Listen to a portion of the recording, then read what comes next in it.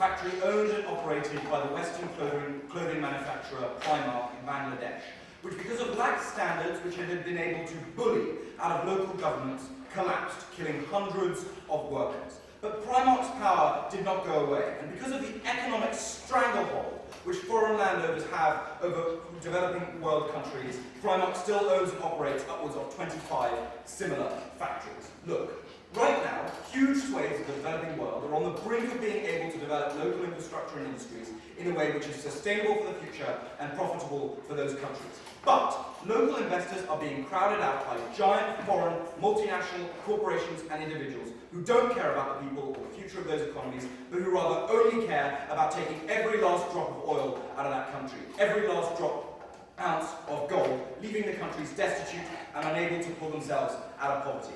On Team England, we say you can't pull yourself out of poverty if you have nothing to grab onto, and foreign ownership of land yanks away the bottom rung of that ladder, preventing development. With that in mind, we're bringing you 3 points. 1, why foreign investment harms these countries. 2, how we get better development in the form of local enterprise. And 3, how we increase the accountability of businesses in the developing world. What's our stance in this debate? 2 things. 1, we oppose foreign individuals or foreign-based, not locally registered companies from owning or renting land as a form of 21st century colonialism. We say foreign individuals and fat cats buy up vast swathes of land or national resources like oil fields or rainforests and then charge local businesses to use them or force local people to work for them for pennies. 2, what is our model for development on prop? We think the local people are more than capable of developing this land, and if they did, it would be better in the long run. My first point is about why foreign ownership is bad by comparison to locals. First, because there is a race to the bottom among foreign owners, because the incentives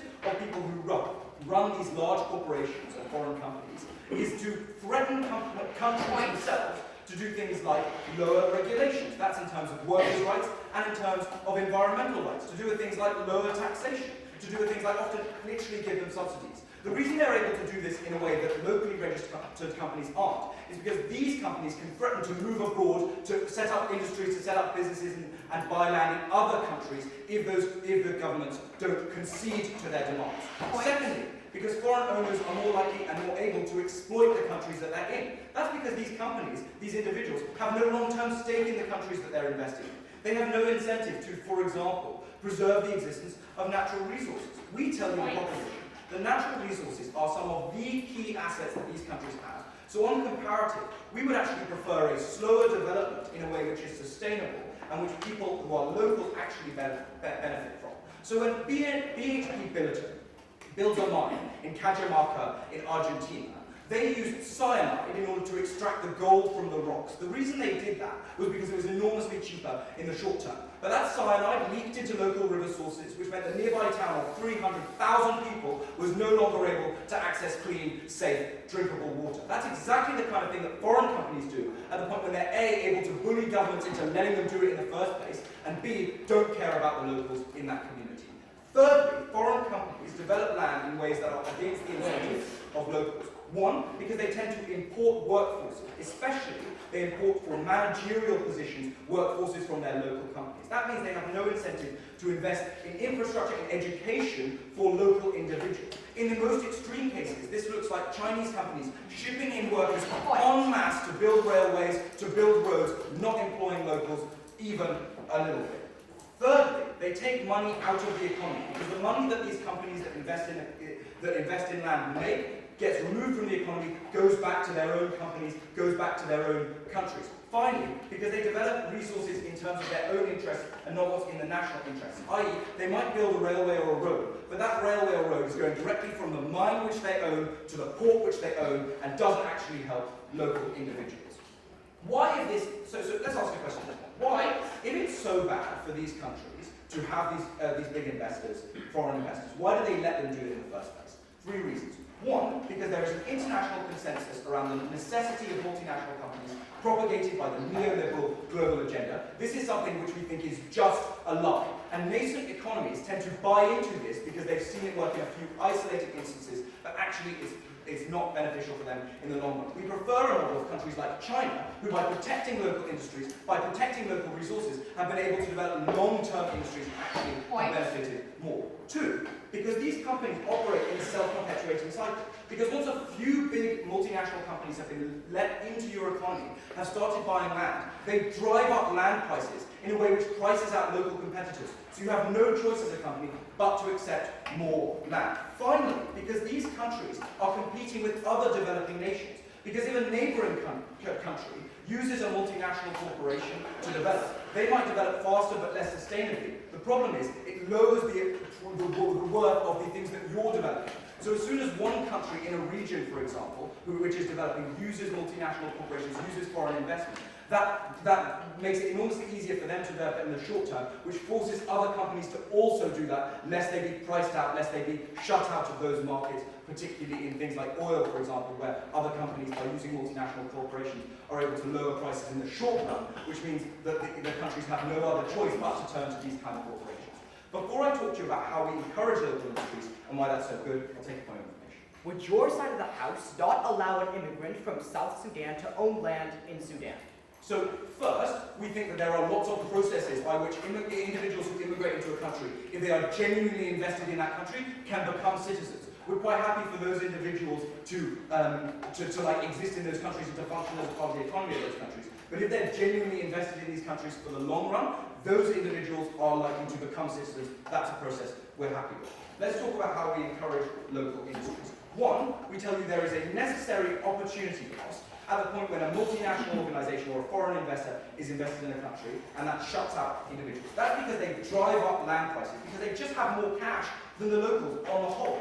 That's why locals are no longer able to buy land, are no longer able to buy key resources like oil fields, and at that point are unable to develop them in a way that is good for the locals. Two, because they literally remove resources which would allow for local industries. Because 80% of the Malaysian Borneo rainforest has been deforested at the point when multinational companies have bought up that land and have deforested it. That means there's literally no farming to be done in these areas because the locals have been priced out. Finally, because they're literally just able to outcompete locals by funding them better. So why are locals better? One, because locals are subject to law, because they can't bully countries by threatening to move to other countries in a way that big multinational companies can. Two, because they care about the country in the long term, because these are people who are actually investing in their country. It's not the shareholder of ExxonMobil sitting on their yacht in the Mediterranean texting orders about how many trees to deforest. No, it's locals who are invested in those communities, who genuinely care about the future of those countries, and who are much more likely to do things like corporate social responsibility, who are much more accountable to the locals. Finally, because they're on all levels employing local individuals. That means they have an incentive to do things like invest in the education of local individuals so that they can go on to be a part of the managerial structures of those companies. Because foreign ownership of land is devastating to the long-term development of these companies, and because local industries are shut out and will ultimately do it in a more sustainable and better way, I beg you to propose.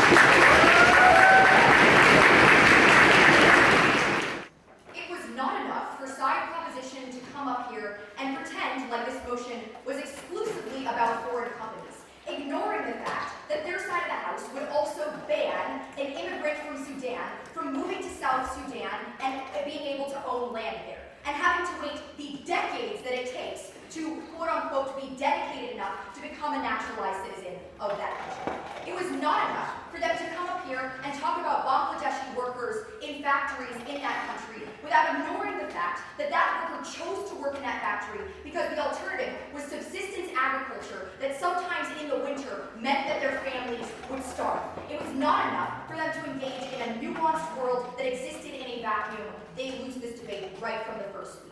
Before I introduce some rebuttal to side propositions material, in addition to our first couple of arguments, I'd just like to clarify a couple of things in this round.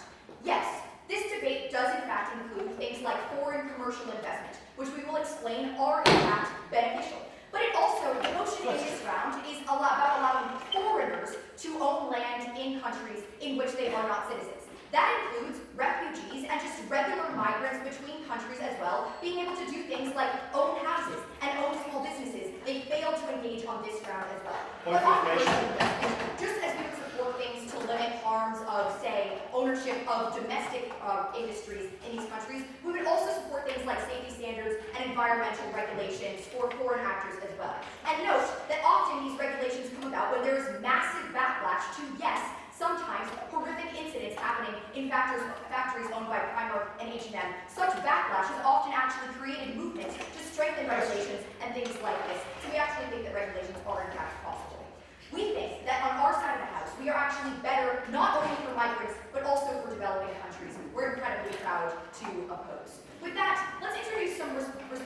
their first two substantive arguments in today's round.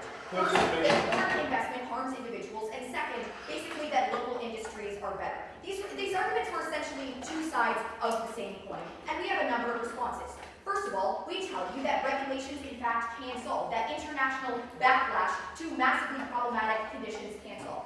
But second, this characterization that they tell you of small, boutique local businesses owning massive mines in countries is just a little bit false. It is likely that even if mines and industries like that are owned by the residents of that country, it is probably going to be massively wealthy residents who can do things like buy a mine in a country. They're unlikely to be from the small village that is running that mine and are likely to suffer from some of the same structural problems that they identify with foreign investors on their side of the house. This was simply not unique and a very misleading characterization. But third, even if there are some problems with foreign investment in terms of regulatory standards, we tell you that the comparative is worse. There is actually quite a reason, and their assertion that, neoliberal ideas that foreign investment is bad or a lie was a little bit assertive, because we tell you that the scale of foreign investment is just way, way, way larger than any possible scale of local investment that can exist on our side of the house. The amount of industries that you can create and jobs that you can create is just way, way larger on our side of the house. Why is this important? When the scale of investment is larger, the number of, say, factories and industries that you can create to lift people out of poverty and subsistence agriculture, which is the necessary comparative their side has to defend, is much, much larger. And we absolutely think that this has to happen relatively soon, because the longer people are starving in subsistence agriculture, the more they suffer. We're very proud to oppose. With that, let's introduce our first argument that on principle, borders are incredibly arbitrary.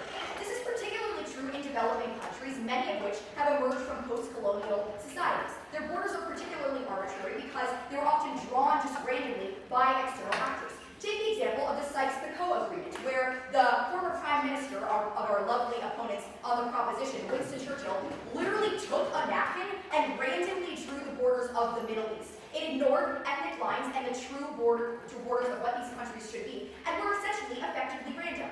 Similar things happened with the partition of India, the partition of Africa, and this is true of much, if not most, of the developing world. Why does this matter?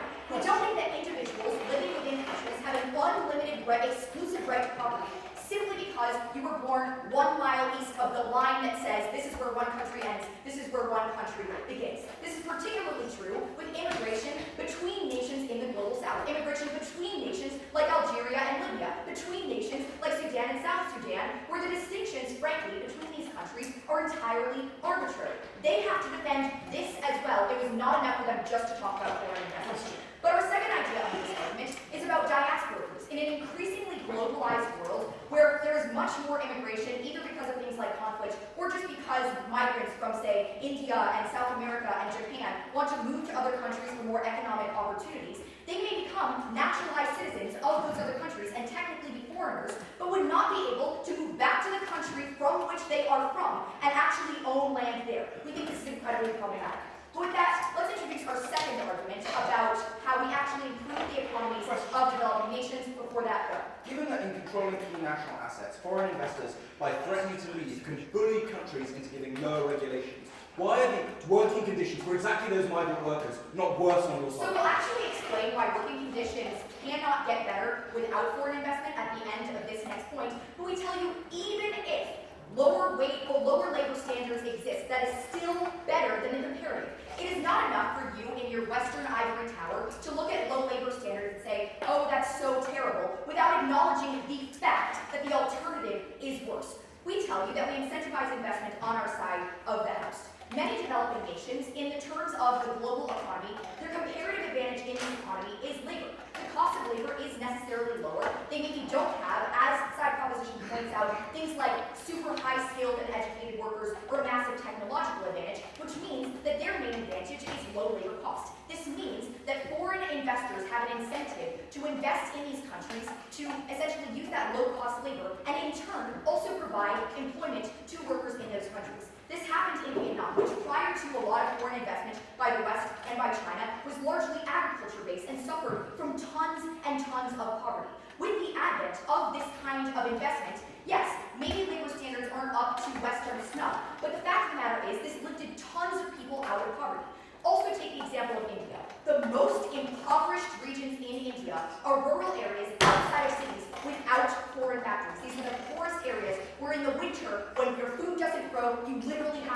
their families starve.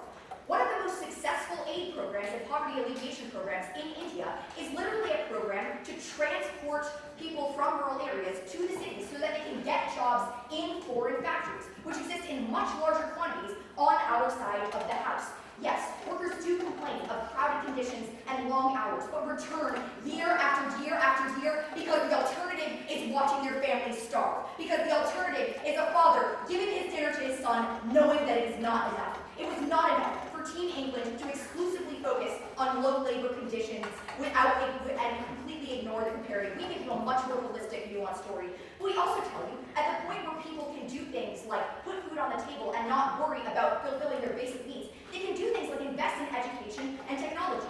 There is room for them to gain a comparative advantage in these areas as well, which means they no longer need things like super low labor costs. We tell you that investment is a necessary prerequisite to improving labor standards and to improving the plight of developing countries around the world so proud to oppose. The opposition case in this debate rests on the following plan. But without the investment of Western actors flooding in like angels and just dropping cash to local people, allowing them to use quote-unquote their low-cost labour skills, these people would be desperate. We think this is a marginally offensive, massively overused characterization that we see appearing in debates time and time again. We think it just has to end. It is not good enough for a side to say that because a country has not thus far developed, because it has been exploited by colonialism, necessarily the people in these countries have no resources they can use. Necessarily, they have no intellect to form businesses. Necessarily, they have no marketable skills than, to quote the first speaker, their low-cost labour. Three things in this speech. First, the accountability of companies that opposition concedes will exist on both sides of this House. But before that, two things. One, responses that are very, very thin to the argumentation Arthur provides you in first and will win him this debate. And second of all, responses to the two constructive arguments that they bring. Point. So the first, no thank you. I think before I get into the meat of this counter-rebuttal, just like to note that they stand up and say in their stance that they explicitly support safety standards, and no joke, say that they are fine with incidents like Rana Plaza taking place because it diverts Western media attention. No thank you. First, they openly concede all of the abusive characterization that Arthur brings to me first about how these jobs don't actually lift people out of poverty, they just screw them over. But second of all, and most importantly, they at no point engage with the sophistication that was literally word 2 of Arthur's speech. That the 48-hour media cycle means that this is a method of lifting out of poverty that does not work. The second response that we hear to Arthur's argumentation is one that says that international backlash is a sufficient mechanism. We've already talked to you about this a little in the introduction, but I'm going to provide you an example of this, like Rana Plaza, again not working. Foxconn, plausibly the best example of their side, one that provides people with low-cost labour, resulted in a 5% share hit for Apple. It is still the most valuable entity in the world, it still has millions and millions of Western shareholders. We just do not think this mechanism is enough. And note, the entire lack of responsiveness to the 6 minutes of analysis Arthur gives you about how local businesses are themselves able to perform and why these businesses are so problematic.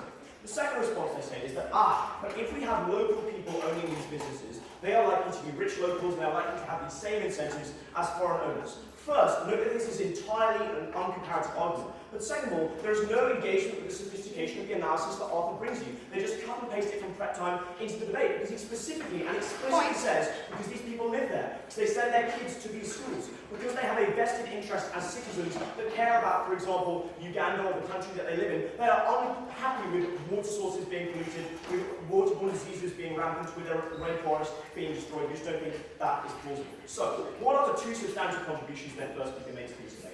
The first is she says that borders are arbitrary and consequently we should allow people to flow between them. The best example they provide of this is someone who moves countries, technically becomes a kind of citizen of that country, loses their right to be a citizen in another country, and can't move back and forth and can't own houses anywhere. What are our responses to this? One, on a factual level, people can own passports in multiple places. This just isn't true. Second, explicitly in our stance that they clearly weren't listening to, Arthur tells you that insofar as this debate is about companies, we are unokay with the ownership of land and the leasing of land. But when we're talking about individuals renting houses for their own interests and their own working lives, we are completely fine with that. Their burden in this argument was not to show that people don't have a right to enter another country. Their burden was to show why a non-citizen has a right to own a portion of another country, something that they did not do. Their second substantive contribution to this debate was about foreign investment, basically necessarily exploiting poor people, but providing them with low-cost labour they're able to access economic opportunity. I think I've already sufficiently mocked this lazy characterisation in my introduction. But more to the point, we do not think that this is a sustainable model of development. We do not think sending your 5-year-old daughter under a cotton mill and picking bits out of a machine with her small hands is a reasonable way to access the benefits that they want to talk about in terms of education and upskilling. Where we tell you we're more likely to access that education and upskilling is where you have local businesses who employ local people in the upper echelons of management, provide incentives, for example, for universities and schools to be founded. Before I move on to my substantive contribution to this debate, I'll take a PR. What are the poorest parts of India? The rural areas that look like much of the country prior to foreign investment and industrialization, or the cities that you deem as horrific bastions of oppression? Of course, we've got both quite impoverished areas. You have people that live in slums that are very poor, people that live in rural areas that are very poor. But we point out that overwhelmingly, if you want to claim the benefits of international businesses investing, they tend not to invest in rural areas, they tend to invest in urban areas. And that's where all the stuff about the rising of house prices necessarily excluding local development is so problematic, and it becomes much more problematic. They didn't rebut that argument in first. So, the accountability of companies. What we tell you is that explicitly in the ARPA's mechanism, we allow some organisations to stay, but in order to no longer be classified as foreigners, and this applies to both individuals and foreign entities, they need to meet a number of barriers, whether that is registering in a company, whether that is going down the citizenship track. It doesn't take 10 years in most states, it takes 4, by the way, guys. How does that change the accountability and the processes by which we harness the good that these individuals and these entities can do? So we don't say that foreign investors are necessarily evil in all circumstances, but when they have unchecked power, that is when they're evil. How do we check that power? 2 ways. First, by the mechanism of taxation. When a company has to register in a nation, or when a citizen has to go through the citizenship track in order to own land in that country, which I think many people have incentive to do, they are now unable to systematically skirt taxation. This is an enormous problem in massive sects of the world, where, for example, in Uganda, BP dodges every year upwards of $400 million worth of tax, and the entirety of the Ugandan healthcare system only gets $380 million of government funding. If we're able to access that by encouraging the companies that do remain in these nations to become legitimate ones to pay taxation, that is the point at which benefits are more likely to be harnessed to local people. Notice, this argument directly responds to and engages with their contention about the provision of education, about the provision of local services. Because if we on our side can show you how the tax budget of these nations improves exponentially in some circumstances, you're much more likely as a developed nation to be able to afford that investment in your own populace. Second of all, I'm going to talk to you about court structure. We think it is an unfortunate reality that companies like BHP Billiton are, by virtue of the fact that they are not registered in Indonesia, but are instead registered in London, are able to skirt their legal responsibilities in many of these states. This looks like when the Indonesian government filed complaints against BHP Billiton for the spilling of acids into local water sources, for the pollution and destruction of rainforests. The BHP Billiton company countersued the Indonesian government, but they didn't take them to court in Indonesia, they take them to court in London, they take them to court in New York, they take them to court in Paris. And we force these companies, if they want to access resources, if they want to provide social good for themselves and for local people, and we force them to become national organisations, to have headquarters, to employ local people in their management positions, to file for and pay their taxes. That is the point at which we can hold them to account for the abuses that, by the way, both sides of this debate concede exist. At the end of the first speaker clash, and my substantive contribution to this debate, I think there are 2 questions here. One, do people that do not live in and are not citizens of a nation have a right to buy a portion of that nation? Which means they give you no logic to suggest that's the case. But when we tell you that the ability to buy up another nation often has enormously pernicious consequences, hijacking natural resources, forcing local people into what borders on slave labour, that is the point at which this debate must rest with proposition. But it also rests with proposition. With 6 minutes of material from our first prop, do not receive a response. Vote prop. In today's debate, the only actor that side proposition seems to be concerned about is multinational corporations. Team England ignores what Ella makes clear. In many countries, it does take decades to become a citizen, and even if it's 4 years, we think that is too long for an immigrant to have to wait to get a house or own a tract of land. Only a handful of countries allow for dual citizenship, perhaps it's true in England, but not in the rest of the world. We argument on the fact that a lot of borders are arbitrary, and they may have sufficiently mocked their second argument, but they failed to engage. The lack of response is why we are so far ahead in today's debate. In this speech, I'm going to be doing two things. First, I'm going to be engaging with everything we've heard so far coming out of the proposition, before then delivering our third substantive argument that land is essential for displaced populations. But now, let's get into what side proposition has told us in the debate. Side proposition claims that multinational corporations are engaged in a race to the bottom to pursue lax regulations.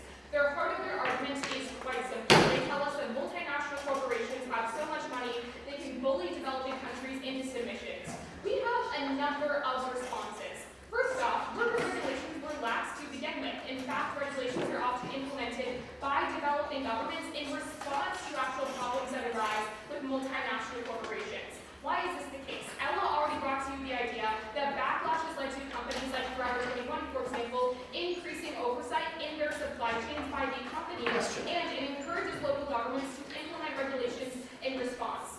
Why? We reject the characterization that developing countries are so helpless in protecting their workers. For example, in response to their contradictory use of Chinese projects using foreign workers in Egypt, the Egyptian government implemented a law that for every one foreign worker, 9 natives must be employed. We think the Chinese projects continued, and the Egyptian people who faced high levels of unemployment then were able to gain money to actually feed their own families. Governments have an incentive to do this, and companies have an incentive to stay. The second response we have is that foreign land ownership is necessary to develop things like infrastructure. Remember, on scale, foreign actors will always have more resources than local communities. Ella makes this very clear. They simply say, we are not engaging. That was not a response to what we tell you. That rather, having foreign actors is the only condition to which this is going to be possible. First, because they have things like higher levels of technological innovations, but secondly, we think they on scale have more resources. But now we think, why do foreign actors have an incentive to do this?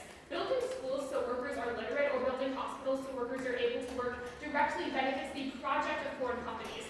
Analytically, this is why China has created over 500 hospitals and schools on the continent of Africa. Our third response is that building schools, hospitals, and even simply employing workers is a prerequisite to gaining worker rights. When workers are educated, fed, literate, and can afford health care, only then can they advocate for workers' rights. Let's be clear, on their highest ground, we think having any amount of money is better than the alternative that Ella gives you, which is none at all. We gave you the example from rural India. Every single year, workers choose to return to foreign-built factories in the winter because the alternative is starvation. For example, building a bridge owned by a different country means that a farmer can get from point A to point B, where they could not do so before. But now, let's answer this third argument on the idea of skirting taxation.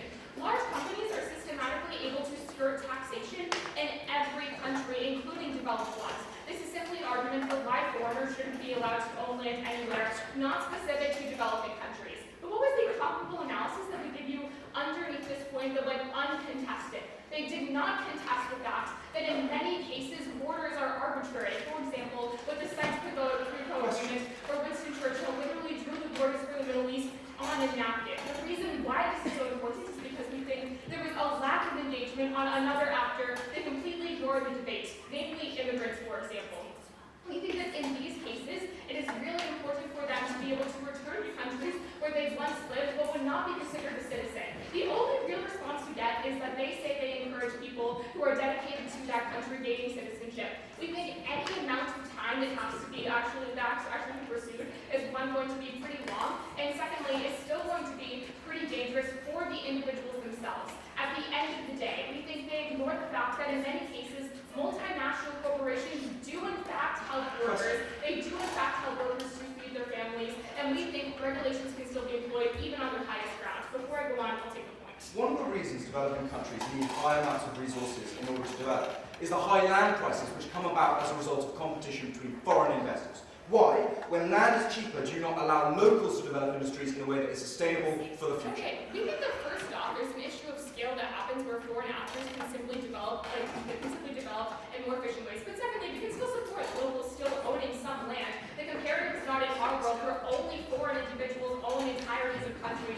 We think it's a pretty false characterization to do that. And lastly, on this point about resource colonialism, we still think that one, we can actually have more regulations, but secondly, beforehand, in a lot of these countries, they did not have the infrastructure to gain any level of economic benefit in the first place. But now let's go into our third substantive argument, that land is essential for displaced populations. The reason why this argument is so important is because it brings in a new actor in this debate that side proposition has ignored entirely. Let's examine the context in which we live. We live in a world with over 60 million refugees. These are families and individuals who have been forced out of their states. These are Syrians whose country is ravaged by civil war. These are Rohingya, whose presidents face silence as the military in Myanmar state carry out genocide and burn entire villages to the ground. And these are Indian families who are forced to migrate because of monsoons and flooding in their families' homes. We would say around the world, people have no other option but to leave their home and functionally have no state on which to own land. The impact is compounded by the 20.5 million predicted climate change refugees in the upcoming century. This analytic makes sense considering that we are already witnessing the mass exodus of people who are moving away from coastal and arid regions due to flooding, droughts, and extreme weather. At that point, we are dealing with over 80 million people, largely in developing countries, that characteristically are more vulnerable to extreme weather because of the economic inability to develop adaptive infrastructure, who are currently facing and surrounding states with great political instability. Due to the most significant and critical ways these refugees can survive in their new states is through land ownership. Many countries where refugees relocate rely on subsistence agriculture, literally meaning that the way individuals survive is largely dependent on the ability to own land to farm or establish a business. For example, Rohingya Muslim populations total land in Bangladesh to subsist, and countries such as Jordan along the Jordan River or Turkey next to the Mediterranean Sea have high populations of Syrian refugees who similarly pursue land grabs in order to have sustenance agriculture. In the proposition world, this mechanism disappears because they would deny them the ability to own the land. The impact is further in states where they don't have the economic resources to solely rely on native markets. Note, this is not a minority of cases. In Lebanon, for example, Syrian refugees now compose 1/3 of the entire state's population.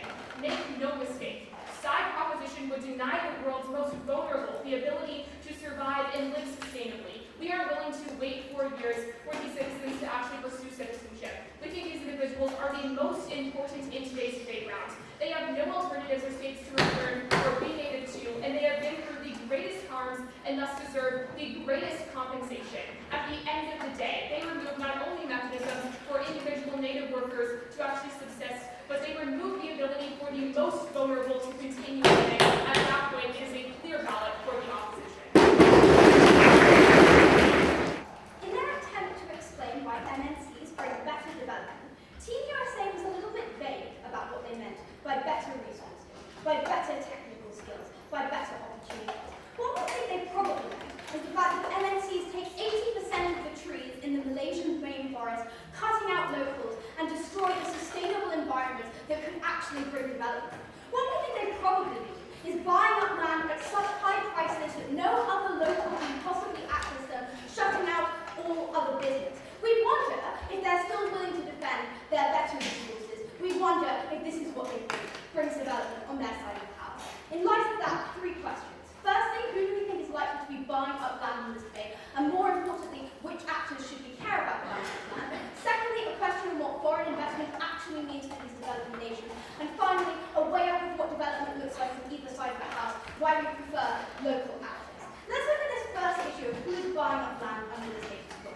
Because they come out, first of all, by a slightly extraneous principle about the fact that borders are arbitrary and therefore we don't have a justification for denying individual property rights.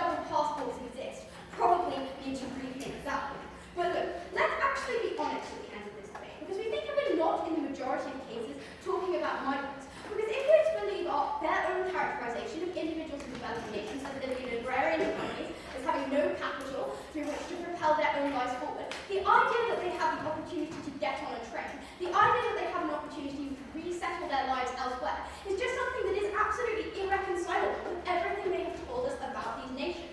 And even if it weren't to the point, we think ultimately there is an important way up to be made between the crushed economies of nations that we talk about, between children losing their hands because MNCs aren't obeying regulation, and the minor inconvenience of waiting 4 years for citizenship confirmation. On to the second question of what is the impact of foreign investment in the developing world. Look, we think that the first thing that Arthur told you that never really got response was how these nations are able to how these corporations are able to specifically exploit nations by threatening to relocate because of their multinational or transnational status. The only response we got here, and Team US really made a big deal about this, was how much they supported regulation by. Look, this completely ignores the thrust of Arthur's analysis, which is not that these countries don't have regulation in place, but that they can never impose it. When these companies crowding out all other local enterprise are the only economic opportunities they have and are able to continue to exploit them. We never got any responses to Arthur's contention about non-sustainable use of resources or any reason to believe that the development incentives of these corporations would enliven the development of individuals. We presume they concede on this one. If they want to bring that up a point, it's a little bit liberalized. Then they tell us about the mechanism of backlash. The first issue here is that this concedes a lot of the abuses we told you about. Because seeing as they've tried to prove to us that conditions in these factories aren't as bad as they say, probably backlash isn't the mechanism they want to go to. But we've also told us repeatedly and received no response to the fact that this is probably no longer true in a world where a 24 or 48-hour news cycle points that no abuse ever receives sufficient attention to actually alter the calculus of individuals. But actually, finally, more importantly, we think that it is absolutely unacceptable for them to support a world where Western interest in the issues of people in these nations is the condition for whether their lives are even bearable. We think that's something that is critically abhorrent. We can't stand over it. Then let's look at this issue of what does development look like on our side of the house. But first, let's have a point of information. Our argument is not that individuals are so impoverished that they can't do things like buy a house, which we think they have the right to do. It's that they can't do things like build factories, which are necessary prerequisites for economic development in these countries. Don't misconstrue our analysis. No. That is not right. Your argument is that people who are economic migrants living on subsistence, people who are refugees living with nothing but what's in their hand, are going to be buying up land rather than renting it or rather than seeking refugee camps. A little bit late for a reframe, guys, but that's not your argument. Okay, let's look at what development looks like on our side of the house. Because the first thing that we told you, and this was something they never really got to grips with, was that under the status quo, because of the increasing land prices precipitated by the bidding wars between big MNCs, individuals can't get jobs in enterprises. They told us these individuals on our side of the house won't be able to have jobs. But what they miss is that they're playing into the same dichotomy that actually exists on their side of the house. That is to say that on the one side, you have the option to be an agrarian farmer. On the other side, you have the option to work abusively for an MNC. The world that we offer you is one where small-scale local enterprises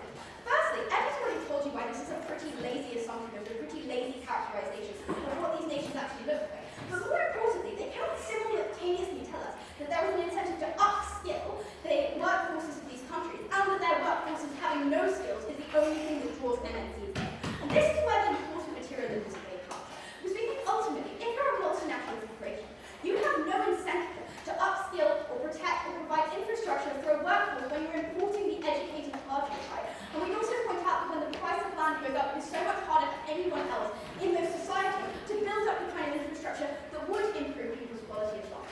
Finally, their only response to Ed's argument was a pretty mitigatory one, that you could skirt taxation anywhere in the world. It completely neglects what we've already told you, that the race to the bottom means even in their best case scenario, where regulation is beautiful and backlash happens every day, these countries will never be able to move forward in their own interests.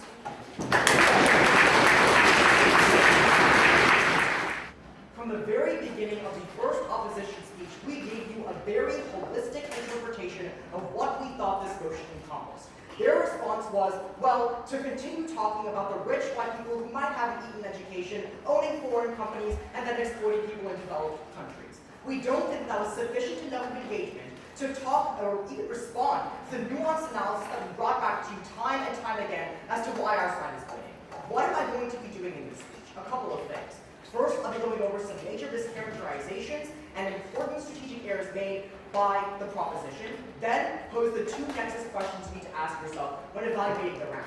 The first, which side best protects economies? And second, which side best protects the people who need protection the most? But first, let's go into some big mischaracterizations and strategic errors made by the proposition. The biggest strategic error made by the proposition is that they still fail to engage in what the actual imperative in this round looks like. It wasn't enough for them to simply keep on saying that rich, profitable corporations are going to continue exploiting other developing countries. Why do we think it was important for them to engage in that imperative? Because at the point where we told you right from the very beginning of the first opposition that the alternative to having no ability for foreigners to own land in other countries is no one is able to get investment, these people are left to starve, as Ella and Emily pointed out, we think that is a world where exploitation results in even worse consequences. But let's talk about what the most important stakeholder is in this round. We told you that right from the beginning of Emily's speech, the most important stakeholders are not really the rich white people that they would characterize as most important in this round. It's actually the migrants, the refugees, and the people who are displaced from their homes the most, as we told in our 36-minute argument. Why do we think this is the case? Two reasons. First of all, we think they're the most economically vulnerable, and second of all, we think they're the ones who need land ownership the most because they're the ones who were displaced from their homes in the first place. At the point where we already are winning who the most important stakeholders in this round are, it isn't enough for them to simply come up in their next speech and just say that these companies are exploited. Now let's go on to the first question you ask yourself in this round. Which side best protects economies? Now they gave you two arguments, really, that are two sides of the same coin. What were they? They said, well, exploitation increases and local industries are better. Let's first respond to exploitation. We had a number of them that didn't get sufficient engagement with.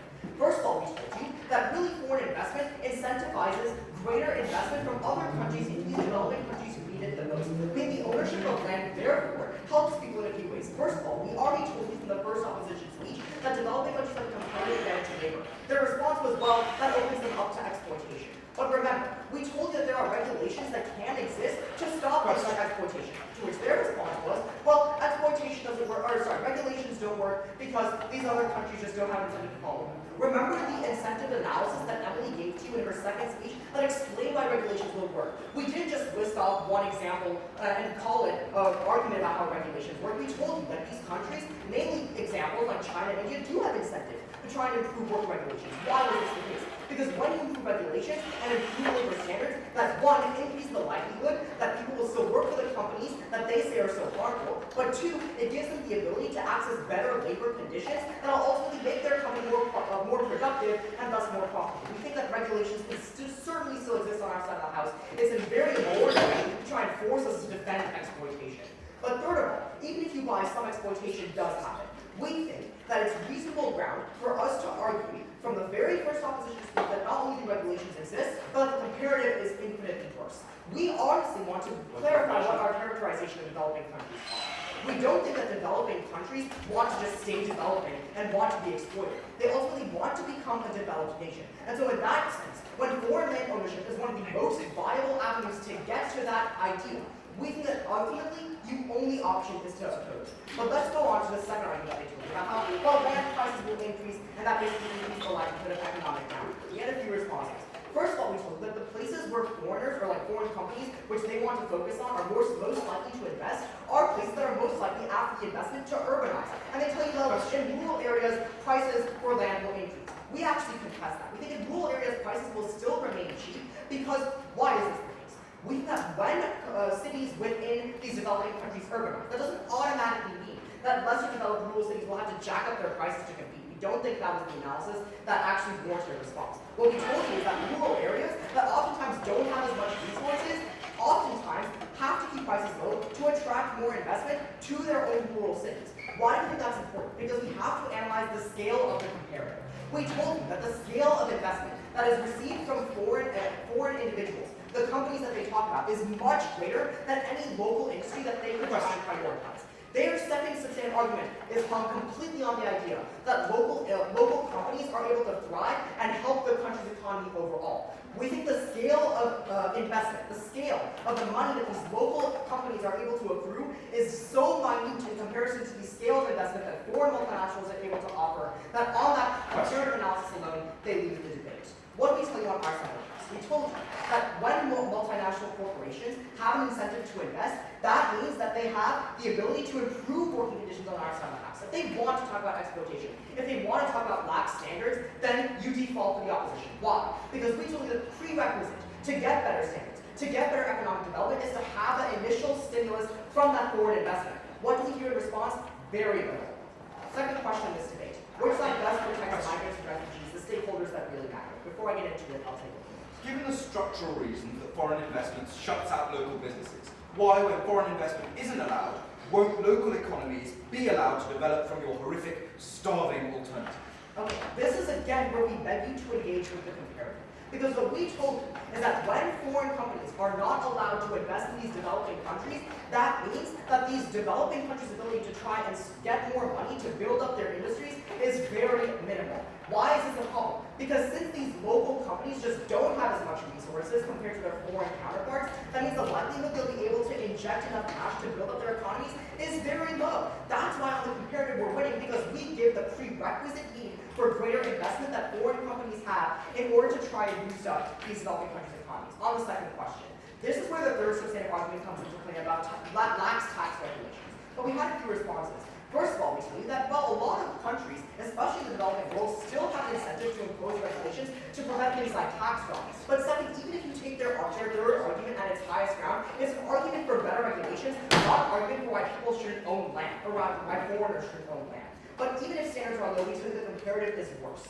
What do we say on our side of the house? We told you that in our first and third substantive arguments, that the arbitrary borders that are drawn by these foreigners into these developing countries are essentially preventing them from gaining greater opportunity. Now they say, well, we gave you a cute example. I'm sorry, but we didn't think it was cute when borders were imposed on existing people. We thought it was devastating for the families who were split apart that now cannot buy land in their home states or the states that they moved to on their side of the house. The comparative is the most disadvantaged people who we both agree need to be protected in this round. The most vulnerable to losing their homes, the most vulnerable to economic inequality, are the ones who will lose out on their side of the house. At the point where they don't do anything to protect them, we take this debate. Their only response to this idea of arbitrary borders was that, well, dual citizenship can still exist. First of all, that's a vast minority of cases. Very few countries offer that. But second of all, they literally just told you in their second prop speech that these people can still wait for 4 years to get citizenship. Tell that to a Syrian refugee who is now living in Lebanon,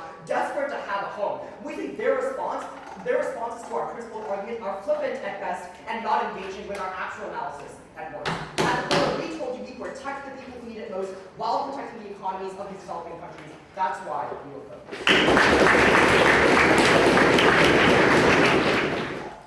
Team England was remarkably uncomparative and unnuanced in today's debate, and that's going to lose them the round. I have a lot to get through, so I'll just jump right into our two questions.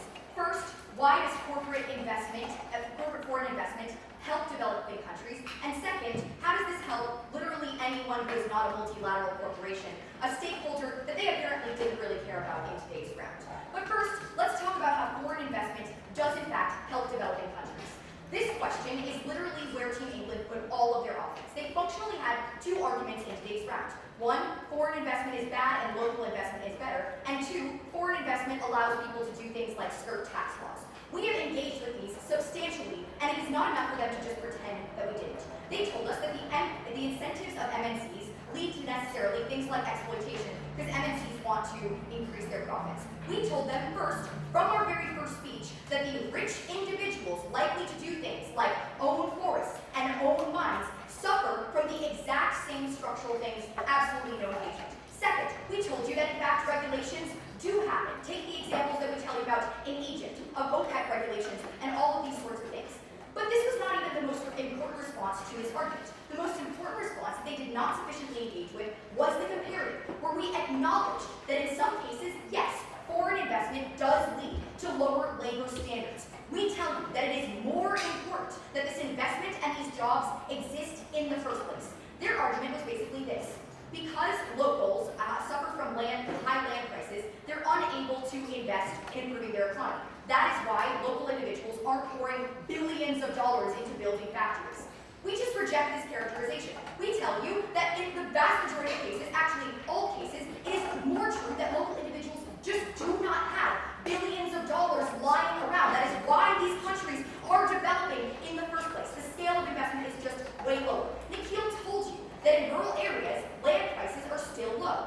Why do you think that there is not massive investment happening? It's clearly not because land prices are low, it's because individuals do not have the resources to invest. Note that these rural areas look like the vast majority of developed countries writ large before the age of investment. This is the comparative they had to engage in. And it is just factually true that rural areas are poorer, suffer from more starvation and disease. It was not enough for them to come up here and simply assert that that is not true. It is just true that when winters are cold and you can't grow food and you don't have an industrial, reliable job to turn to, you and your family are going to starve. This was their comparative. They failed to engage in it. They lose the round exactly on that point. But even if we're willing to sacrifice some degree of local businesses to prevent literally millions of people from being in much worse poverty, and we just think that taxation, the impacts of taxation, are kind of a drop in the bucket compared to this, and are happy to support more tax regulation. They lose the debate on this question alone because it's where they based all of their material. But second, let's talk about anyone who is not a multilateral corporation. Okay, what did we tell you on principle? We told you that arbitrary borders do matter. They were very dismissive of this. They were like, oh, that was just a cute anecdote about Winston Churchill you threw out in your first speech. Never mind the fact that that cute anecdote has literally informed decades of Middle Eastern foreign policy, but actually, we think that immigrants should not have to wait 4, 10, 15 years to buy a house or own a business because Winston Churchill thought the border of Afghanistan looked cute 10 miles east of where it was drawn. We don't think that that is right. They failed to engage on this principle. They were only dismissive. It loses them around. But now let's talk about refugees. We tell you that those fleeing from conflict or even environmental suffering, it's not like they're taking absolutely nothing with them. They might have the resources to, say, buy a house or own a business, just as Syrian refugees in Turkey own businesses and support them, just as Rohingya minorities in Bangladesh own homes and businesses there. We don't think they should have to wait 4, 10, 18 years to do this either. And we think that their mischaracterization and dismissiveness of this argument is incredibly problematic. Note that these are 60 million people, the most vulnerable in the world, care about them, care about everyone in developing countries, vote for the opposition. By third, the opposition case in this debate was that you need start-up cash to develop economies, otherwise they're left as subsistence farming. We dealt with this and won the debate in 2 ways. First, we told you this just wasn't true. It was probably a lazy, slightly racist characterization. And by the way, the best evidence we could provide you with that was in the speech of the first and reply speakers, when they explicitly concede there exist rich locals who might be funding these factories. But even if that weren't true, we told you from the outset, we prefer a world with slower local development which helps all people in a country, rather than a quick fix which shuts out the vast majority and, to quote their third speaker, locks them into the comparative advantage of low-cost labour. We think people deserve better. That's why we proposed this motion. 2 questions: development and holding businesses to account. Before that, I think we need to take a quick check this argument they're trying to run this debate about minority groups and individuals moving across countries.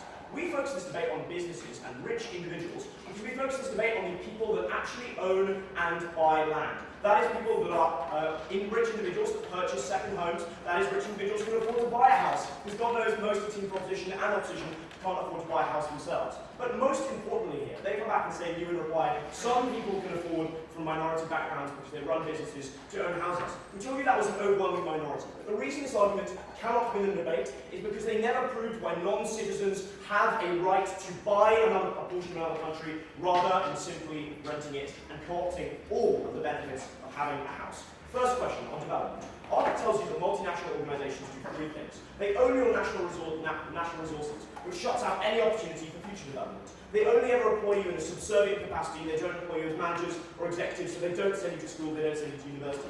Third, it tells you they hike your land prices. It means that any local opportunity is shut out. We then told you that local owners, one, don't do this because they live in these areas, and second, they don't do this because they cannot move overseas. So for their first, second, and third speakers to say, oh, well, rich local people would do this too, is not only not engaging, but a direct tension with their own case, where they say there is a lack of startup cash. There are rich locals, there is startup cash. Second thing they say here, and maybe I have a couple of responses. New in third, they say there is a comparative advantage in cheap labour. We tell you this is just not true. We tell you these individuals have a comparative advantage in resources, in their natural minerals in the south of America, in the oil fields that populate much of the Middle East and Africa. But they lose that comparative advantage when, in the second half of the 28th century, those are bought by multinational corporations, they are bought by foreign governments, they are bought by wealthy individuals. Again, new in third, they say that actually these companies have incentive, and rich individuals have incentive to invest in rural areas and to urbanized areas. But we think if you look at the overwhelming majority of places in which companies like Coca-Cola and Apple invest, it's not like in the middle of nowhere, in like a really small rural area, it's in urban areas, that's where this debate primarily lies. Second, how do we hold these individuals to account? They ran away from this argument in this case, time and time again. To some extent, I don't blame them, because in first prop, we told you about the systematic abuse of power that killed 250 people in Rana Plaza.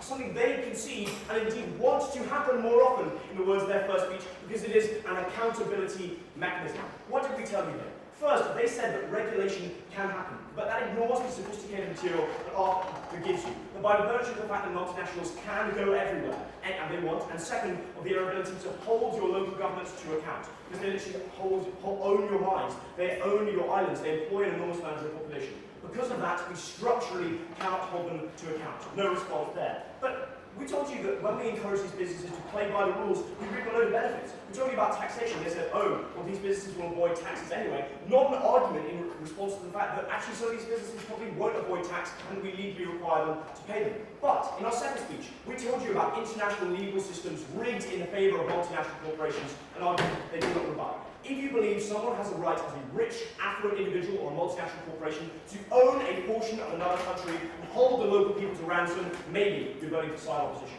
But somehow, I doubt it.